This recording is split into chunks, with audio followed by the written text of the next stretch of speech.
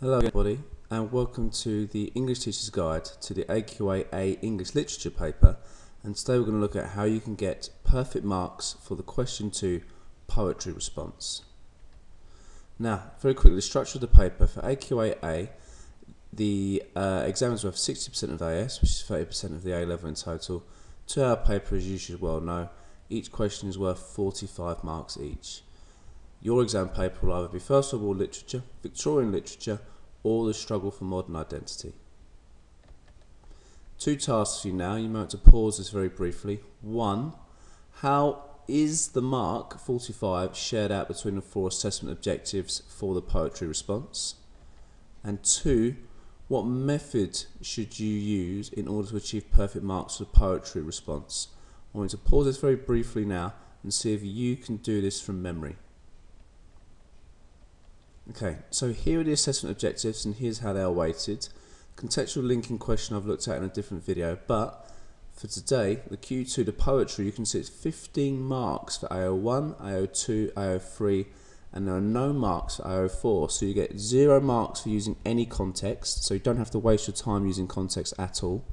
You get 15 marks being able to write a structured essay properly, and you must use terminology. AO2 is your ability to analyse structure, form and language and use quotations in an integrated way, which means you use them as part of your sentences rather than quote out really lengthy parts of poetry you don't need.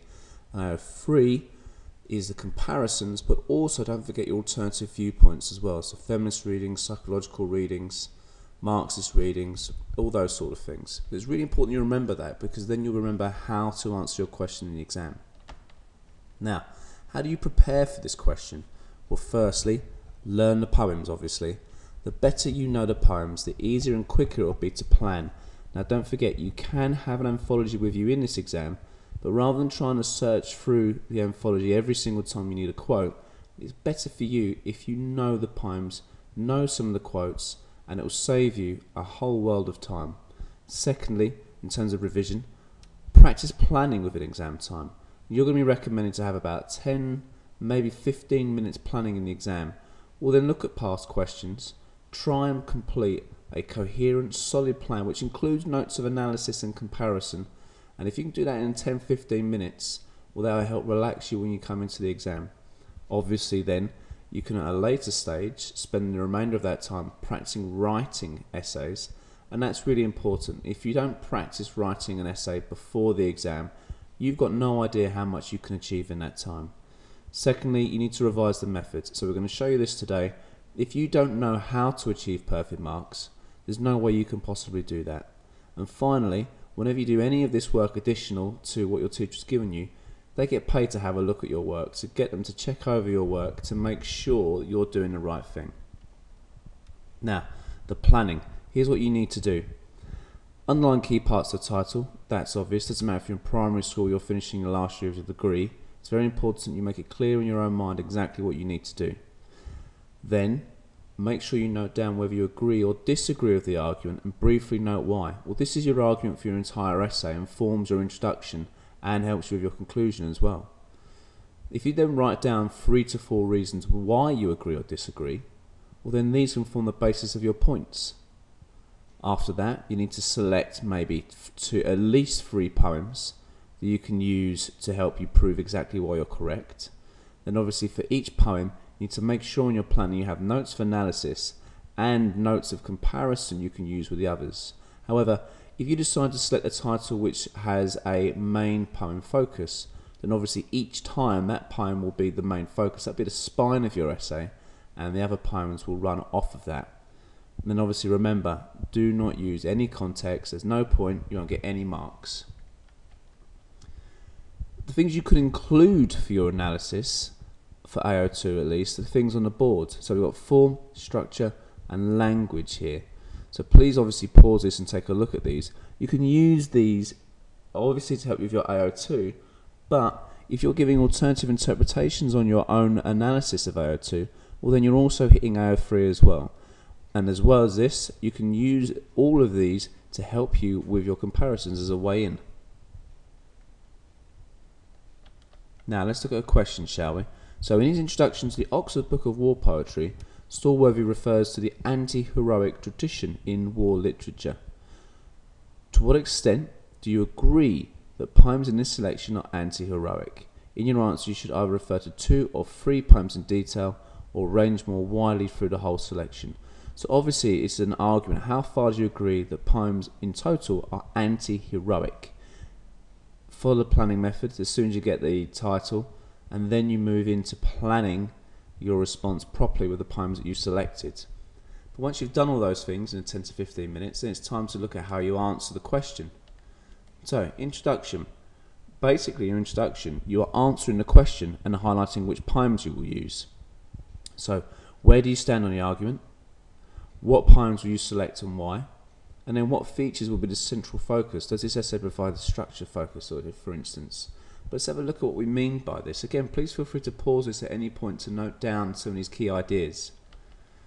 During the First World War, hundreds of men were executed for desertion and cowardice despite their terrifying experiences in the trenches and ensuing mental consequences of being subjected to such conditions. It is not surprising then that poets such as Wilfred Owen and Siegfried Sassoon were keen to dispel the myth that such men were merely cowards by describing the realities of life and death in the trenches. To say that all poems in the anthology are anti-heroic is inaccurate. Early war poems such as Volunteer by Herbert Asquith reflect the ideals of traditional romantic canon. However, it is fair to say that most poems such as Sassoon's Glory of Women and Subalterns by Elizabeth Darish are fiercely anti-heroic. Listen to the poems I'm going to use, answering the question directly. Good AO1, move on. Now, the main paragraphs. How do we structure them? So, essentially you're using a more complex form of essay writing you're used to in GCSE. But always start off with a point. That's obviously very clear. Then you want to move into your AO2 to prove what you're saying is true. So your structure, form, language. Make sure that you're using alternative interpretations for your analysis as well, to either AO3. And then once you finish that, you then want to move into another poem, or even a third poem, which you can then compare with what you said already. Again, when you move into point number 2, make sure there's more of a cohesive link. Well, this is similar, this is different too. But you'll see what I mean in a second, but obviously please copy this information down if you need to. So let's look at these main paragraphs, shall we? And let's also look at why this will achieve perfect marks. So, Asquith's The Volunteer is easily recognisable as a traditionally patriotic war poem for several reasons. There's my point. I'm essentially saying in a non-explicit manner that this is this goes against the argument. This is a heroic poem. Firstly, its position at the start of the anthology means it is written before the horrifying truths about the trenches came to light. We might anticipate then the antiquated language which makes war so idealistic. Now, we're not necessarily getting any marks at AO4 there, but at least for AO1 we're getting some good understanding. Asquith describes a clerk with no lance broken in life's tournament. Good use of integrated quotation there. He uses a euphemism terminology to suggest that he has no experience of war and is yet to discover the satisfaction of battle. I've highlighted the AO3 just because some of you I know find it difficult to do the comparison part. Alternatively, Asquith is unknowingly highlighting a sense of emasculation that writers such as Owen and Sassoon express in their later war work, who both come to see war as something unheroic through their own experiences. So I'm using a little bit of structure there, but I'm making sure I've got an alternative view, which is actually also comparing. Furthermore, the reference to chivalry harkens to knights in shining armour, suggesting that men who go to war are traditionally heroic figures in medieval games, highlighting the sport of war. So again, there is some good use of my argument. Furthermore, the subject of the poem escapes his unsatisfactory life in a city grey by reading with bright eyes about the gleaming eagles of legions and the men in Agincourt. Once again, Asquith lists the structure, past heroic figures such as the Roman army, suggests that war places the once grey, suggesting boring and lifeless, so language analysis, figure in a position of immortality, therefore highlighting the heroic nature of war. So all my analysis is always coming back to my point. Furthermore, the constant use of iambic pentameter not only helps to stress words such as now to highlight the positive impact of war to the reader, but creates a meter which suggests marching, reflecting the strong, organised and heroic soldiers who have gone before. So there you can see structure, form, language is covered there nicely.